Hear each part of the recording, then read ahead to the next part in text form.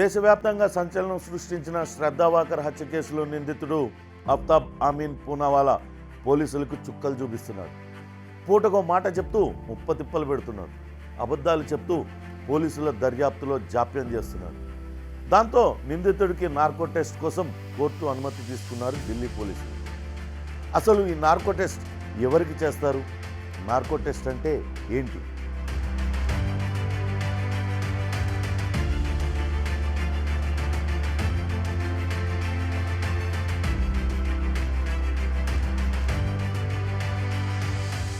నేరస్తులు లేదా నిందితుల నుంచి నిజాలను రాబట్టడానికి ఫోరెన్సిక్ ఎక్స్పర్ట్స్, దర్యాప్తు అధికారులు, డాక్టర్లు, సైకలాజిస్టుల పర్యవేక్షణలో ఈ నార్కో అనాలిసిస్ టెస్ట్ చేస్తారు. నార్కో టెస్ట్ చేసేటప్పుడు కంప్యూటర్ స్క్రీన్ ముందు సబ్జెక్ట్ను పడుకోబెట్టి కంప్యూటర్ స్క్రీన్పై విజువల్స్ చూపిస్తారు. ఇక్కడ సబ్జెక్ట్ అంటే టెస్ట్ చేయబడుతున్న వ్యక్తి.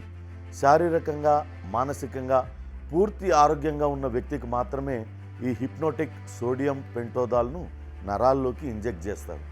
దీనిని థియోపెంటోన్ అని కూడా పిలుస్తారు. దీనికి మరో పేరు కూడా ఉంది. ట్రూత్ డ్రగ్ లేదా ట్రూత్ సిరమ్ అని కూడా వీటిని పిలుస్తారు. మెడికల్గా ఫిట్గా ఉన్న వ్యక్తికి మాత్రమే ఈ హిప్నోటిక్ సోడియం పెంటోదాల్ ఇంజెక్ట్ చేస్తారు. ఆ వ్యక్తి వయస్సు, జెండర్, మెడికల్ కండిషన్ని బట్టి ఆ డోస్ ఇస్తారు. ఒక్కోసారి డోస్ ఎక్కువైతే కొందరు వ్యక్తులు కోమాల్లోకి వెళ్తారు. కొన్ని సందర్భాల్లో ప్రాణాలు కోల్పోయే ప్రమాదం కూడా ఉంది. థియోపెంటోన్ ఇవ్వగానే ఆ వ్యక్తి తన మనసుపై నియంత్రణ అంటే సెల్ఫ్ కాన్షియస్నెస్ కోల్పోతాడు. సెల్ఫ్ కాన్షియస్నెస్ తక్కువగా ఉండి అచేతనావస్థలోకి చేరుకుంటాడు. అప్పుడు హిప్నాటిక్ స్టేజ్లో ఉన్న సబ్జెక్ట్ను అంటే ఆ వ్యక్తిని ప్రశ్నించి నిజాలు రాబడతారు.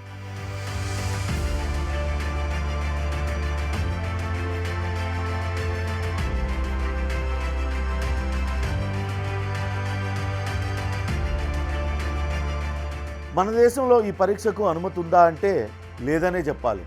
Narco analysis, polygraph, brain mapping పరీక్షలు చేయడం చట్టవిరుద్ధమని సుప్రీంకోర్టు అభిప్రాయపడింది.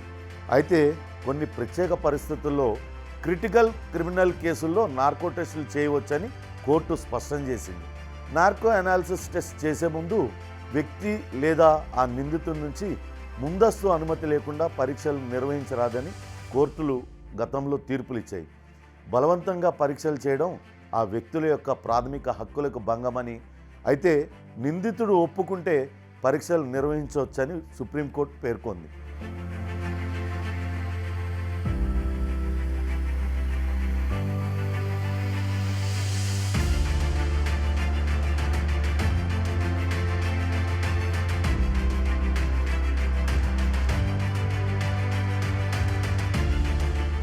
నార్కో టెస్ట్ చేసేటప్పుడు తప్పనిసరిగా ఆ ప్రక్రియ మొత్తాన్ని రికార్డు చేయాల్సి ఉంటుంది. ఎవరి మీదైతే నార్కో టెస్ట్ చేస్తున్నారో ఆ వ్యక్తి మాటలను రికార్డ్ చేసి న్యాయమూర్తికి తప్పనిసరిగా సమర్పించాలి. ఈ నార్కో టెస్ట్ పరీక్ష 100% ఖచ్చితమైందా అంటే ఈ ప్రశ్నకు కాదనే సమాధానం చెప్పాలి. కొందరు వ్యక్తులకు ఈ హిప్నోటిక్ సోడియం పెంటోదాల్ ఇంజెక్షన్ అంతగా పనిచేయదు. అటువంటి సందర్భాల్లో ఆయా వ్యక్తులు వాళ్ళపైన స్వీయ నియంత్రణ కోల్పోరు. నిజాలకు బదులు అబద్ధాలు చెప్పే అవకాశం లేకపోలేదు. ఇప్పటి వరకు మన దేశంలో చాలా అరుదుగా మాత్రమే నార్కో టెస్టులు నిర్వహించారు. 2002లో మొట్టమొదటిసారిగా గోద్రా మారణహోమం కేసులో నిందితులకు ఈ టెస్ట్ను నిర్వహించారు. 2003లో స్టాంప్ పేపర్ స్కామ్లో నిందితుడు అబ్దుల్ కరీం తెల్గీకి కూడా చేశారు. ఇక హైదరాబాద్ జంట పేలుళ్లు, గోకుల్ లుంబిని బ్లాస్ట్లకు సంబంధించి 2007లో ఆ కేసులో నిందితులు అబ్దుల్ కలీంకు, ఇమ్రాన్ ఖాన్లకు కూడా నార్కో అనాలిసిస్ టెస్ట్ చేసినట్లుగా చూసాం.